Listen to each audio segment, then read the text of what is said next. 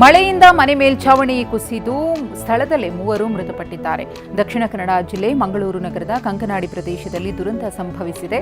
ನಿದ್ದೆಯ ಮಂಪರ್ನಲ್ಲಿದ್ದ ಓರ್ವ ಮಹಿಳೆ, 2 ಬಾಲಕಿಯರು ದುರ್ಮರಣಕ್ಕೀಡಾಗಿದ್ದಾರೆ. ಇನ್ನೂ 3ರನ್ನು ರಕ್ಷಿಸಲಾಗಿದೆ. ನಿನ್ನೆ ಮಂಗಳೂರು ಸುತ್ತಮುತ್ತ ಮಳೆ ಅಬ್ಬರಿಸಿದೆ. ಇದರಿಂದ ಕಂಕನಾಡಿ ಪ್ರದೇಶದಲ್ಲಿದ್ದ ಮನೆಯ ಹಿಂಬದಿಯ ತಡೆಗೋಡೆ ಕುಸಿದು ಮನೆಯ ಛಾವಣಿ ಮೇಲೆ ಬಿದ್ದಿದೆ. ಹಂಚಿನ ಮನೆಯ ಛಾವಣಿ ಗೋಡೆ ಸಮೇತ ಕುಸಿದ ಕಾರಣದಿಂದ ಮುಂಜಾನೆಯ ನಿದ್ದೆಯ ಮಂಪರ್ನಲ್ಲಿದ್ದ 3 ಸ್ಥಳದಲ್ಲೇ ಸಾವನ್ನಪ್ಪಿದ್ರು. ಇನ್ನು ಅವಶೇಷಗಳ ಅಡಿ ಸಿಲುಕಿದವರನ್ನು ರಕ್ಷಿಸಲಾಗಿದೆ. ಬ್ರೇಕ್ ಫೇಲ್ ಆಗಿ ಕಬ್ಬಿಣದ ರಾಡ್ ತುಂಬಿದ್ದ ಲಾರಿ ಅಪಘಾತವಾಗಿದೆ. ಬೆಂಗಳೂರಿನ ಸ್ಯಾಟಲೈಟ್ ಬಸ್ ನಿಲ್ದಾಣದ ಬಳಿ ಮಧ್ಯರಾತ್ರಿ ಅಪಘಾತವಾಗಿದೆ. ಕೆಆರ್ಪುರಂನಿಂದ ಕೆಂಗೇರಿಗೆ ಕಬ್ಬಿಣದ ರಾಡ್ ಹೊತ್ತು ಬರ್ತಾ ಇತ್ತು. ಸ್ಯಾಟಲೈಟ್ ಬಸ್ ನಿಲ್ದಾಣದ ಬಳಿ ಬರ್ತಾ ಇದ್ದಂತೆ ಬ್ರೇಕ್ ಫೇಲ್ ಆಗಿತ್ತು. ಚಾಲಕನ ನಿಯಂತ್ರಣ ತಪ್ಪಿ ಆಟೋಗೆ ಡಿಕ್ಕಿ ಹೊಡೆದಿದೆ. ಚಾಲಕನಿಗೆ ಸಣ್ಣಪುಟ್ಟ ಗಾಯಗಳಾಗಿವೆ. ಮೈಸೂರು ಜಿಲ್ಲೆಯ ಸರಗೂರು ತಾಲೂಕಿನ ಬೆಣ್ಣಿಗೆರೆ ಭಾಗದಲ್ಲಿ ಹುಲಿ ಹಾವಳಿ ಹೆಚ್ಚಾಗಿದೆ. ಜಾನುವಾರು ಭಕ್ಷಕ ಹುಲಿ ಸೆರೆಗಾಗಿ ಕೂಂಬಿಂಗ್ ಕಾರ್ಯಾಚರಣೆ ಆರಂಭ ಆಗಿದೆ. ಕ್ಯಾಪ್ಟನ್ ಅಭಿಮನ್ಯು, ಮಹೇಂದ್ರ ಸೇರಿದಂತೆ ಹಲವು ಆನೆಗಳು ಭಾಗಿಯಾಗಿವೆ. ಕಳೆದ 15 ದಿನಗಳಲ್ಲಿ ಹುಲಿ ರಾಯ 2 ಹಸುಗಳನ್ನು ಹೊತ್ತೊಯ್ದು ತಿಂದಿದ್ದ. ಎಸ್ಐಆರ್ ವೇಳೆ ಎಂಇಎಸ್ ಪುಂಡರ ದರ್ಪ ಮೆರೆಯಲಾಗಿದೆ. ಬೆಳಗಾವಿ ನಗರದ ಬಾಂದೂರ ಗಲ್ಲಿಯಲ್ಲಿ ಮರಾಠಿ ಭಾಷೆಯಲ್ಲಿ ಅರ್ಜಿಗಳಿಲ್ಲದಕ್ಕೆ ಎಂಇಎಸ್ ಪುಂಡರು ಪುಂಡಾಟ ಮಾಡಿದ್ದಾರೆ. ಕನ್ನಡದಲ್ಲಿ ಬೇಡ, ಮರಾಠಿ ಭಾಷೆಯಲ್ಲಿ ಅರ್ಜಿ ಕೊಡಿ ಅಂತ ಬಿಎಲ್ಒಗಳನ್ನು ವಾಪಸ್ ಕಳಿಸಿದ್ದಾರೆ.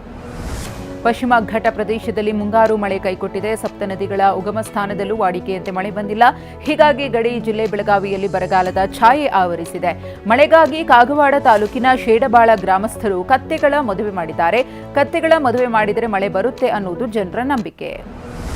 ಮಳೆಗಾಗಿ ರೈತನೊಬ್ಬ ಮೌನ ಅನುಷ್ಠಾನ ಆಚರಣೆ ಮಾಡುತ್ತಿದ್ದಾರೆ. ಗದಗ ಜಿಲ್ಲೆ ಶಿರಹಟ್ಟಿ ತಾಲೂಕಿನ ಬೂದಿಹಾಳ ಗ್ರಾಮದಲ್ಲಿ ಮರದ ಕೆಳಗೆ ಅನುಷ್ಠಾನಕ್ಕೆ ಕೂತಿದ್ದಾರೆ. ಕಳೆದ 24 ಗಂಟೆಗಳಿಂದ ಊಟ, ನಿದ್ದೆ ಎಲ್ಲವನ್ನೂ ಬಿಟ್ಟು ಮೌನ ಅನುಷ್ಠಾನ ಆಚರಣೆ ಮಾಡುತ್ತಿದ್ದಾರೆ. ಗ್ರಾಮದ ಮಹಿಳೆಯರು, ರೈತರು ಸಾಥ್ ನೀಡಿದ್ದಾರೆ. ಬೆಳಗಾವಿ ಗೋವಾ ಹೆದ್ದಾರಿ ಕೆಸರುಗದ್ದಿಯಾಗಿದೆ. ಖಾನಾಪುರ ತಾಲೂಕಿನ ವರಕಡ ಗ್ರಾಮದ ರಸ್ತೆಯಲ್ಲಿ ಕೆಎಸ್ಆರ್ಟಿಸಿ ಬಸ್ ಸಿಲುಕಿ ಪ್ರಯಾಣಿಕರು ಪರದಾಡಿದ್ದಾರೆ.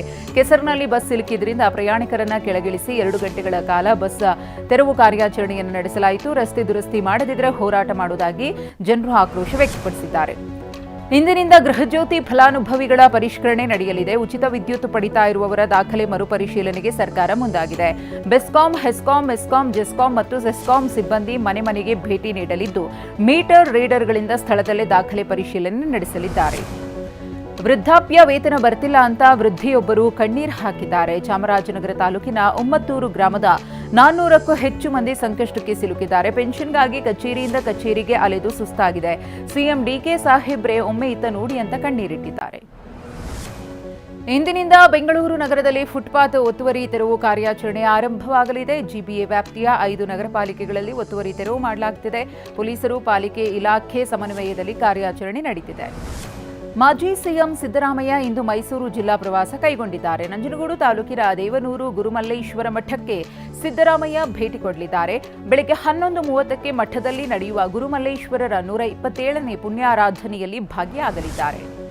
ಅಯೋಧ್ಯ ರಾಮಮಂದಿರ ಕಾಣಿಕೆ ಕಳ್ಳತನ ಪ್ರಕರಣಕ್ಕೆ ಟ್ವಿಸ್ಟ್ ಸಿಕ್ಕಿದೆ. ಟ್ರಸ್ಟಿ ಅನಿಲ್ ಮಿಶ್ರಾರ ಆಪ್ತರ ನೇಮಕಾತಿ ಜಾಲ ಬಯಲಾಗಿದೆ.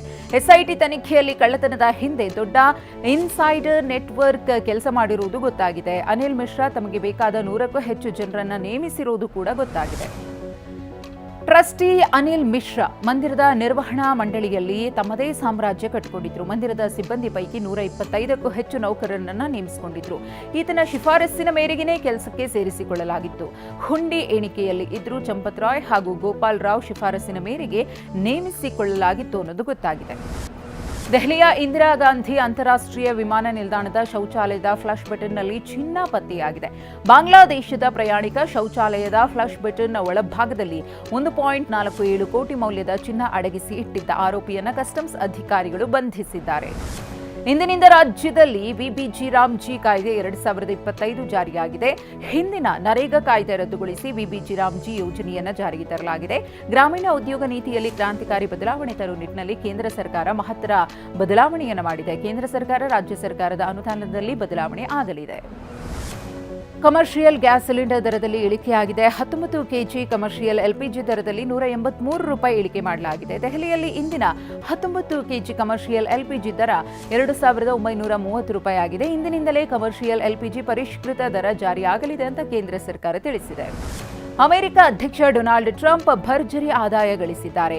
ಕ್ರಿಪ್ಟೋ ಕರೆನ್ಸಿ ಮೂಲಕ ಟ್ರಂಪ್ ಒಂದು ವರ್ಷದಲ್ಲಿ $1.4 ಬಿಲಿಯನ್ ಗಿಂತ ಹೆಚ್ಚಿನ ಆದಾಯ ಗಳಿಸಿದ್ದಾರೆ. ಕ್ರಿಪ್ಟೋ ಕರೆನ್ಸಿ ಹೂಡಿಕೆ ಮಾಡಿದ ಟ್ರಂಪ್ ಭರ್ಜರಿ ಆದಾಯ ಮಾಡಿದ್ದಾರೆ.